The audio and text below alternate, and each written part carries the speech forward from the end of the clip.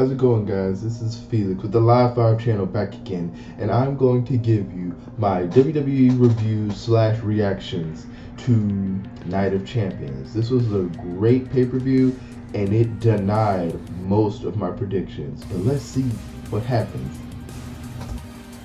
First matchup on the card was Neville and the Lucha Dragons versus Cosmic Wasteland, featuring Stardust, or what I like to call him, Cody Rhodes, and his henchman, the Ascension. Excuse me.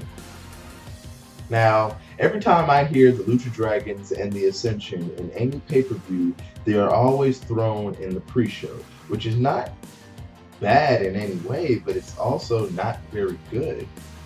This is ridiculous because those two teams aren't actually bad. It's just the other tag teams in the divisions are just really good. And Neville and Stardust in their own right is intercontinental worthy themselves. So I don't know why they play this superhero crap every time just to get some attention. Like, you need to find some way to assert and assess some attention without having to do this Red Arrow Joker type crap. Like, this is the WWE, and I know you're trying to, appeal to the children and appeal to the childlike audience, but come on, there are adults who watch this, and we need to see some more substance. But Neville and his team, of course, lost, which understandably they lost because, the villains have to get their way sometimes. So they'll be back at another pay-per-view or on Raw and SmackDown trying to get their due. But to be honest with you, this feud would have been a lot better on NXT and not on WWE pre-show, because we actually want to see matches and not kitty breakfasts. Okay? Thank you. I'm really glad WWE got over its slump and decided to actually put a good match for the first match of Night of Champions. The first match was for the Intercontinental Championship, was Kevin Owens versus Ryback. Now, you might disagree with me when I say Kevin Owens is one of the best wrestlers that I've ever seen. Now, doesn't exclude anyone in that locker room that has ability, but Kevin Owens has heel, he has stance, he has strength, and he has stamina for a big guy such as that. Now you're thinking, well, Ryback is stronger, yada, yada, yada. No, but Ryback can't stay in the ring longer. Kevin Owens was going after his arm all night. And what did Ryback do? Ryback couldn't even pull off his finisher because you can't fight Kevin Owens half-ass. You can't go in the ring with Kevin Owens with damn near an injury. You can't do that. Why? Because Kevin Owens is a beast. Why? Because Kevin Owens has ring assessment. Yes, Ryback has ability, but Kevin Owens knows when to take advantage of the situation. And I'm glad he became Intercontinental Champion, because he would be etched as a legend early in his career for becoming a champion such really early in his career. And I believe he can hold the title for as long as he wants, because Kevin Owens is a prize fighter. He's not just a regular fighter in WWE, but he is a prize fighter, and he's going to hold on to that title for a very long time, even if he has to rake some eyes again, which I don't have a problem with, because a lot of superstars have been doing it for years, and if you ever complain about Kevin Owens doing it, then you're just wrong. I believe this match, for my reaction for it and my review of this match, it gets a 4 out of 5. Yes, I enjoy Kevin Owens. Yes, I enjoy Ryback, but I wish Kevin Owens would fight someone of his mantra, such as John Cena, such as Seth Rollins, such as Samoa Joe.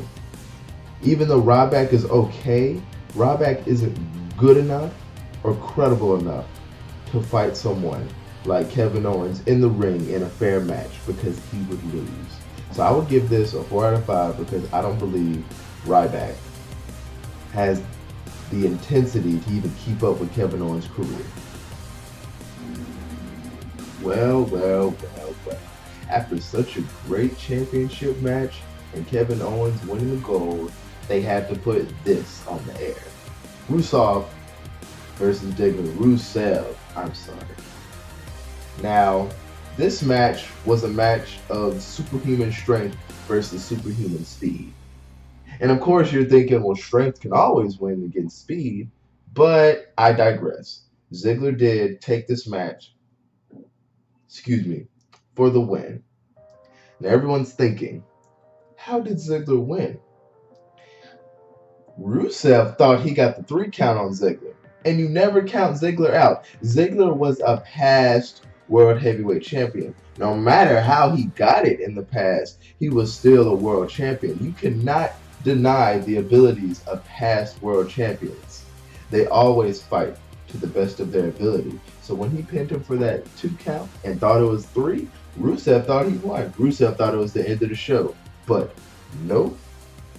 Ziggler came back and clocked him right in the mouth. Now, both of these guys during the whole match used all of their energy. This became a better match than I thought it was going to be. Even though the rivalry is pointless, these two fought with all of their ability. But once again, Summer Rae had to ruin the match, and I'm thinking, silly girl, what are you doing? Like, these two are fighting with all of their ability. They don't need you to get in the way. And I'm talking about Lana too, but Lana wasn't here. Summer Rae did not have to interfere in that match. And then she threw a shoe at Rusev, and Ziggler hit the zigzag to catch the win.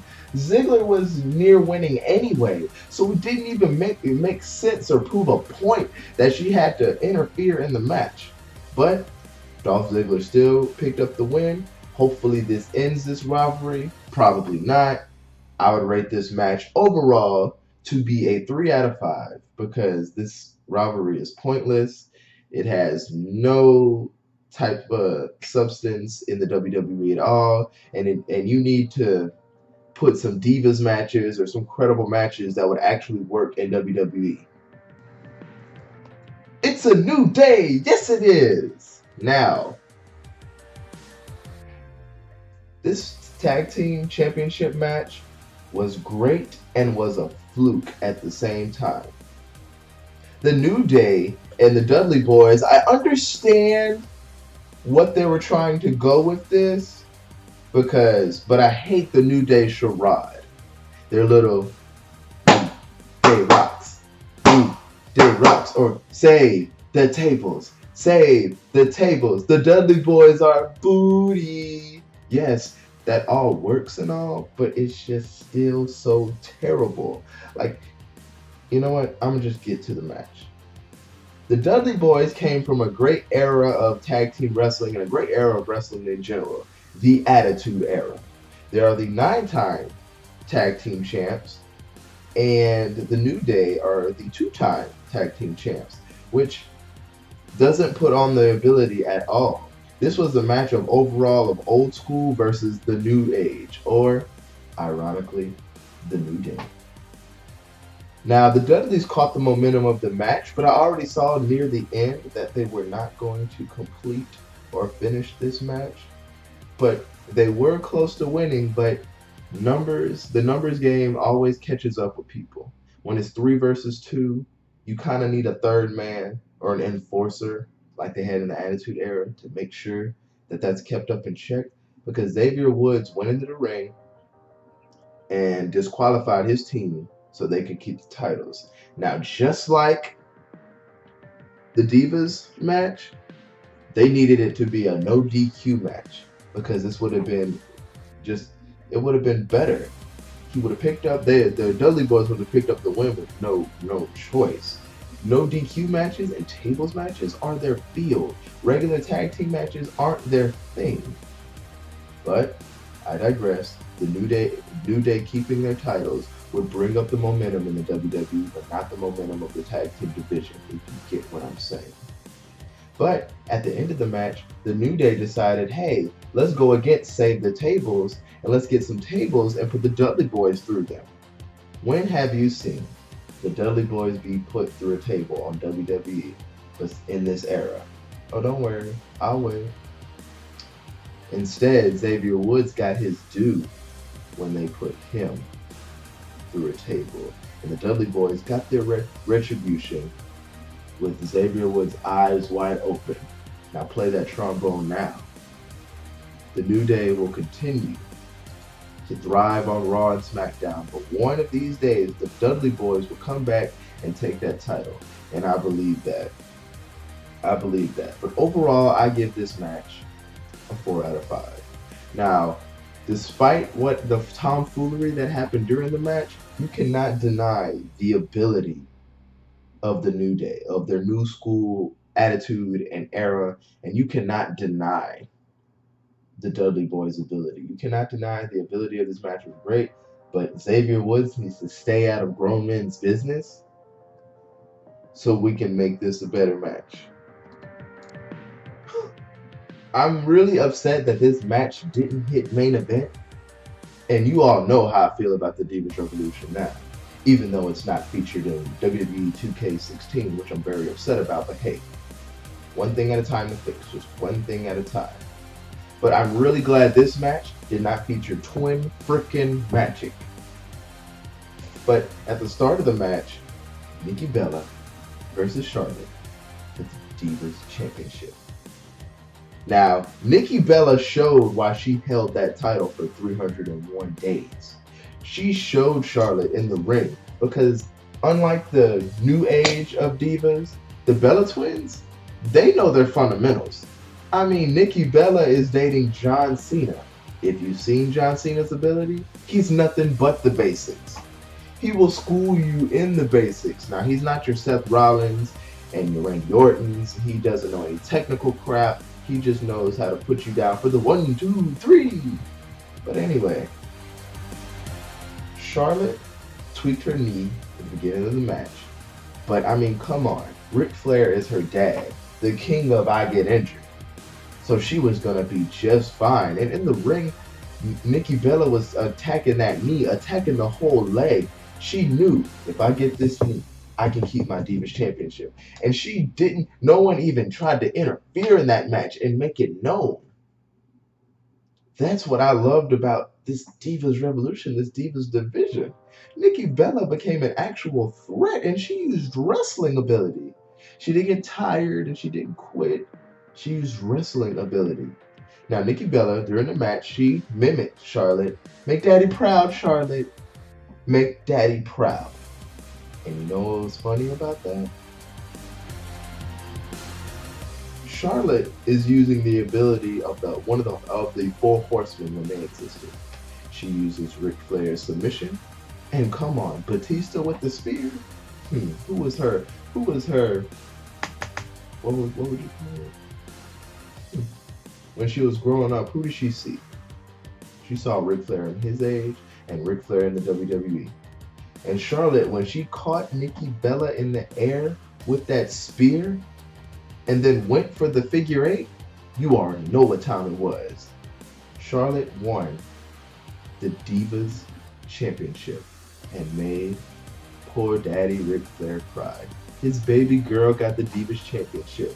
And I bet, if WWE allows it, I bet Charlotte could be one of the best Divas Champion alive and could shake Lita's hand,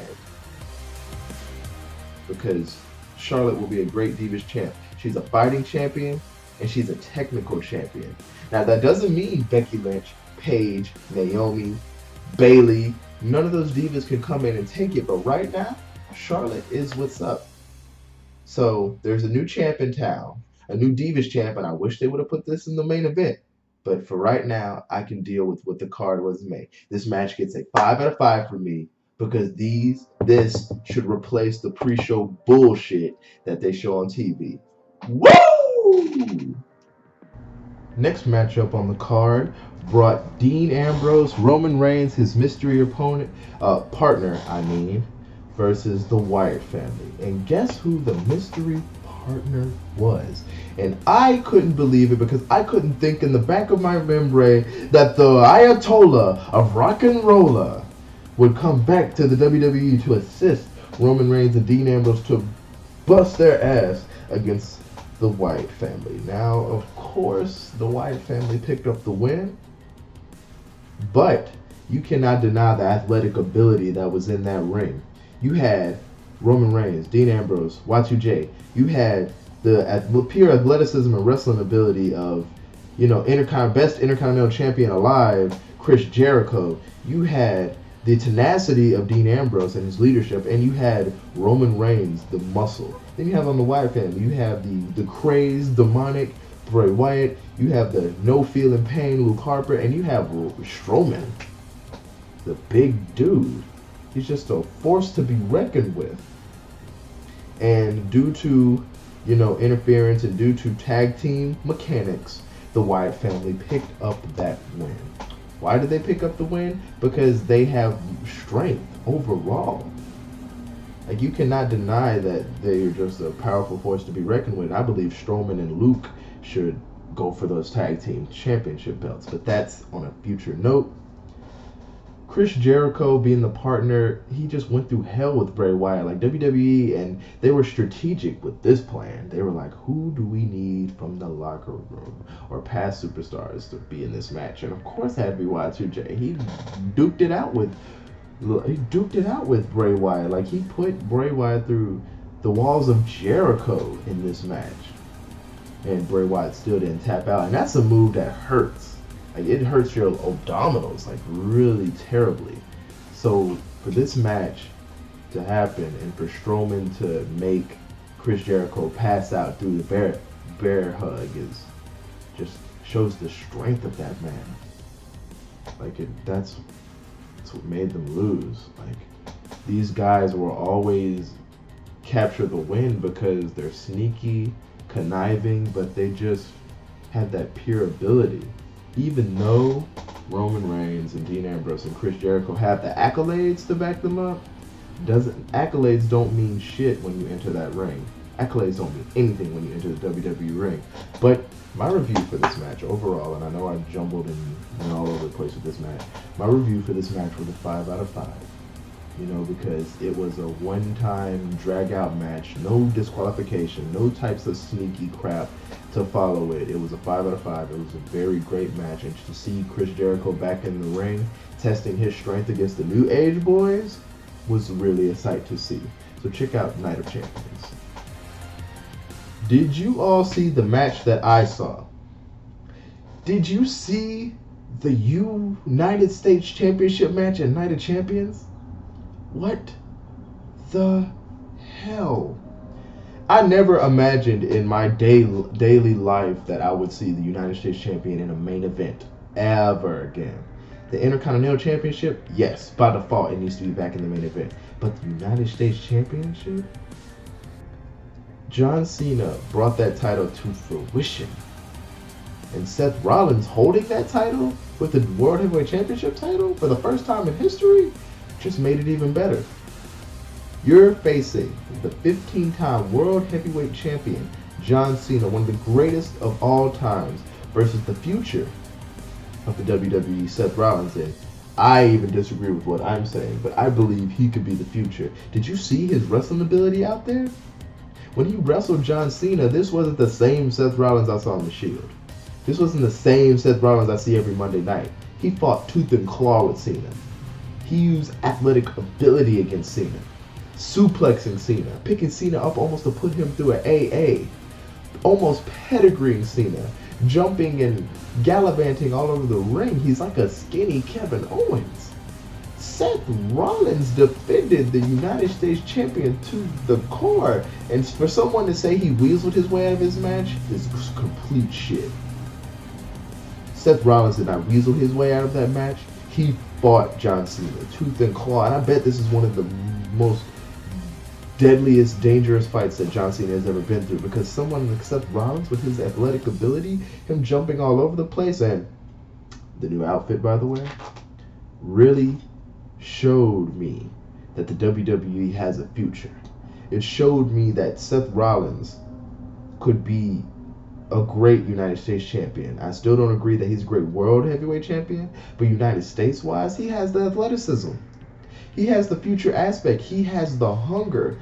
He fought John Cena tooth and claw, no cheating, no cutting corners, no laziness. I've never seen Seth Rollins wrestle like this in my life. Even when Cena made Rollins tap on Raw, he almost made Rollins tap at Night of Champions, but Seth Rollins, if he can't do one thing, he could take an ass whooping. And with him taking that ass whooping, he took it valiantly. Like, John Cena had to fight Seth Rollins. He had to put Seth Rollins through something to get him for the 1, 2, 3. And I think now I see what Triple H sees. I see what Stephanie McMahon sees. I see a future in him. But also, John Cena, his story isn't over yet. One day I believe he's going to fight a great match against someone. He's going to capture that WWE World Heavyweight Championship for the 16th time and be carved in history. John Cena is already a Hall of Famer early in his career. He just made his career known now. It's amazing what these two men can do in the ring. It's amazing what they can accomplish. And I'll be waiting to watch more of Seth Rollins, and I'll be waiting to see more of John Cena's accolades. I rate this match a 5 out of 5 because I've never seen such innate ability in the ring. I've never just seen talent expressed in such a ways, and you cannot tell me otherwise. Thank you, John Cena. Thank you, Seth Rollins, for giving me this match. Thank you. But before we get to the nitty-gritty, Seth Rollins tried to be a bitch once again, and I'm just... After I said all those good things about him, he tried to be a bitch and run away from his match with Sting. And John Cena put him in his place and left him in that ring to fight one of the greatest of all time.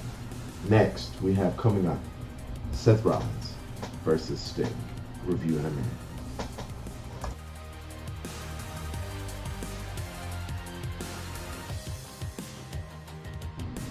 Now here comes the real meat and potatoes of the night. It is the main event. After losing one title in the match, Seth Rollins, you wanted to prove to Triple H and to Stephanie McMahon that you are the best. But to be the best, you have to be in the ring with the best, and you have to fight every night, tooth and claw, 3 opponents, 4 opponents, just to prove that you have that ability. Seth Rollins proved that he has ability.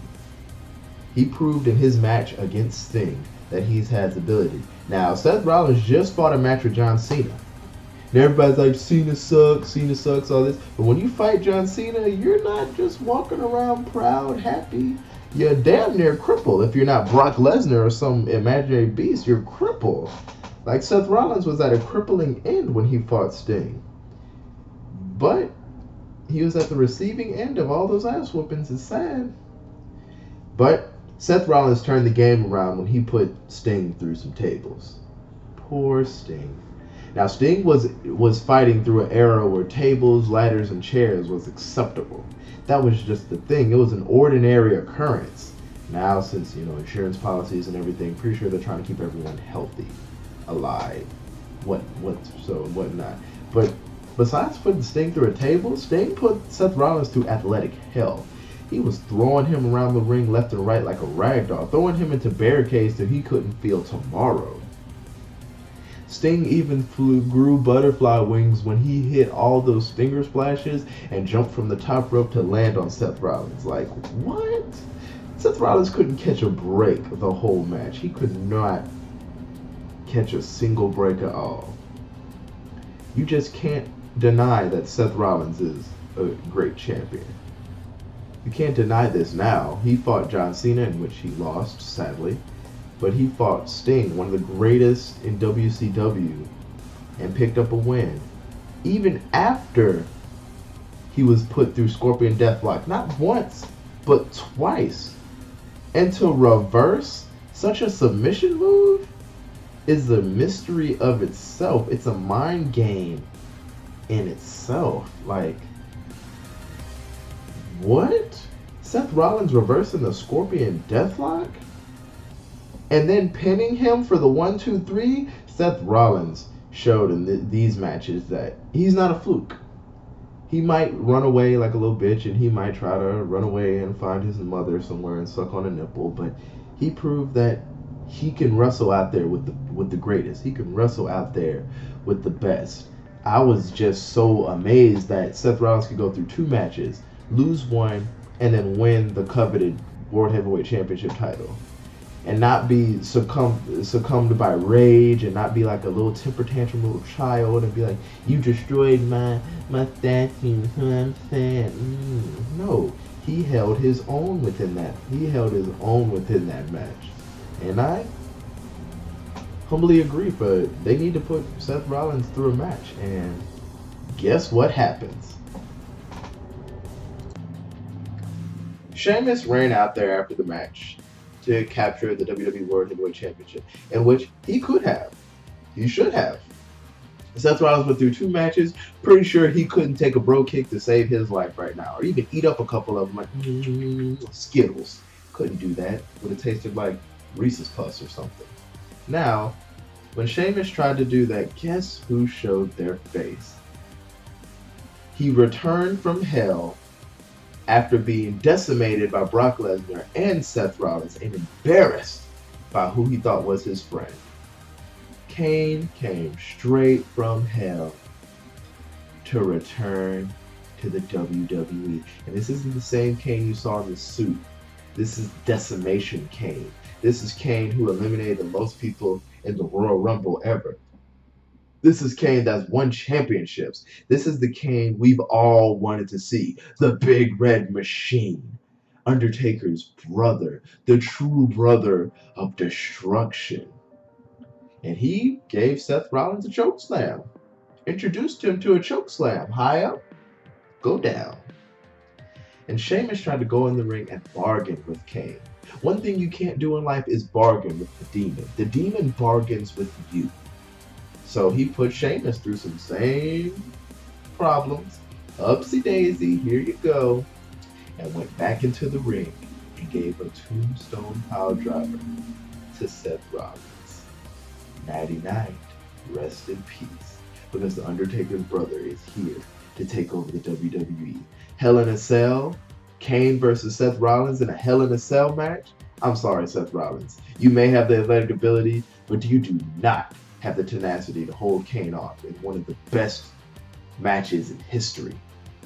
Hell in a Cell.